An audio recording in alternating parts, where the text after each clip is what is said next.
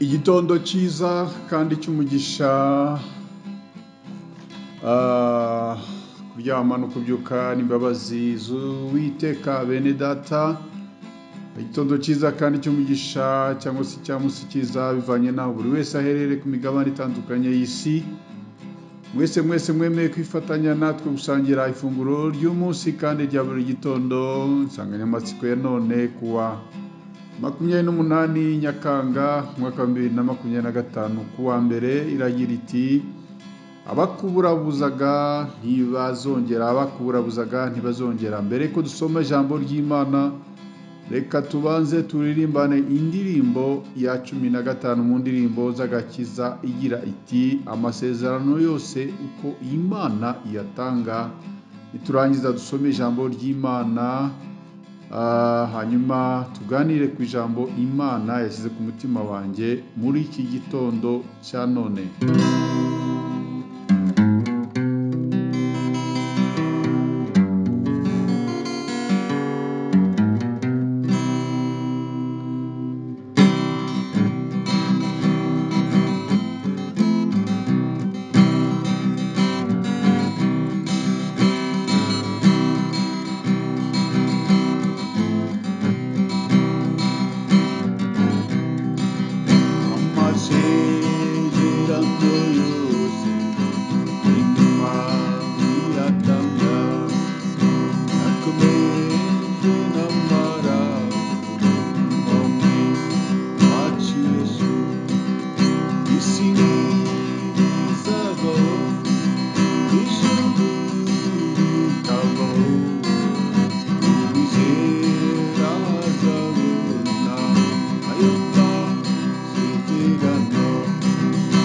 Isi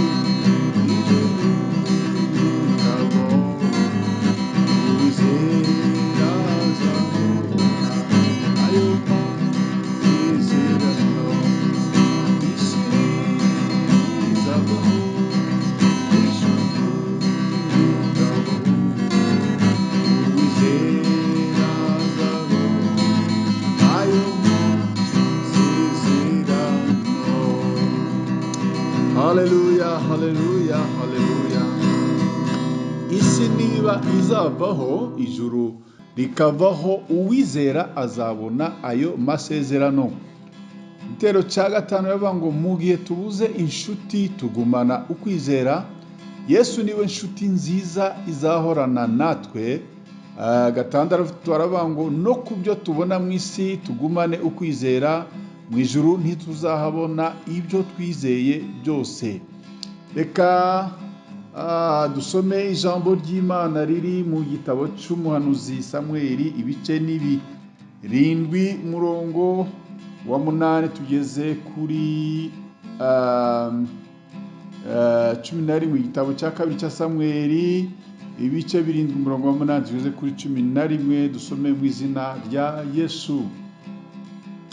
Haravuga ngo nuko umugaragu wanjye Dawidi umubwire utya uti, uko niko Uwiteka Nyiringabo avuze ati, nagukuye mu rugo rw'intama mu bwungeri bwazo ngo ube umutware w'ubwoko bwanjye bwa Isirayeli, kandi nabanaga nawe aho wajyaga hose nkarimburira abanzi bawe imbere yawe, kandi nzaguha izina rikomeye nk'amazina y'abakomeye bo mu isi, kandi nzatoraniriza ubwoko bwanjye bwa Isirayeli ahantu habashinge bahature, habe ahabo bwite batazimuka ukundi, kandi abanyabyaha ntibazongera kubaburabuza nk'ubwa mbere.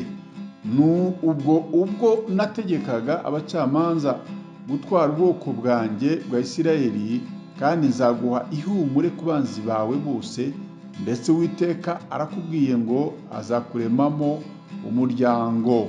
Mwakire neza ijambo ry'Imana. Bimwe mu bintu bibangamira umuntu ni ukugira abanzi,